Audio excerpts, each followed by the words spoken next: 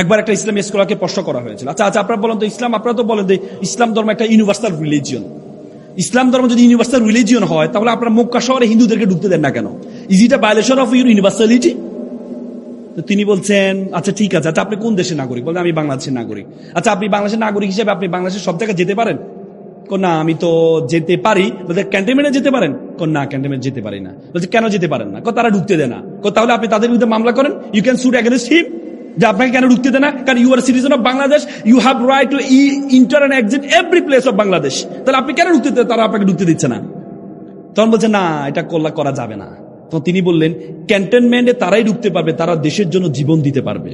মুসলমানদের জন্য একটি ক্যান্টনমেন্ট হচ্ছে মক্কা শহর, মক্কা শহরে তারাই ঢুকতে পারবে যারা ইসলামের জন্য জীবন দিতে পারবে। It's a principal of logic, it's ethics of logic.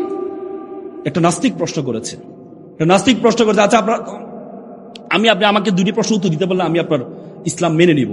আমি যেটা দেখি না সেটা বিশ্বাস করি না, আমাকে দেখাইতে হবে, তাহলে আমি বিশ্বাস করবো, আল্লাহকে বিশ্বাস করব।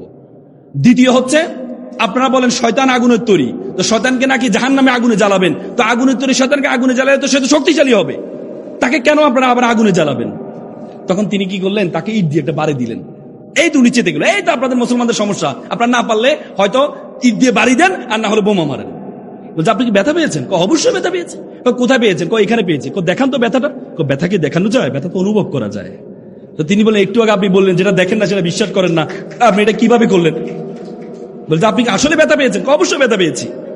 ইটটা কিসের তৈরি? মাটির তৈরি। আপনি কিসের তৈরি? মাটির তৈরি। আরে ভাই মাটিকে মারলাম, মাটি তো শক্তিশালী হওয়ার কথা, আপনি ব্যথা পাবেন কেন?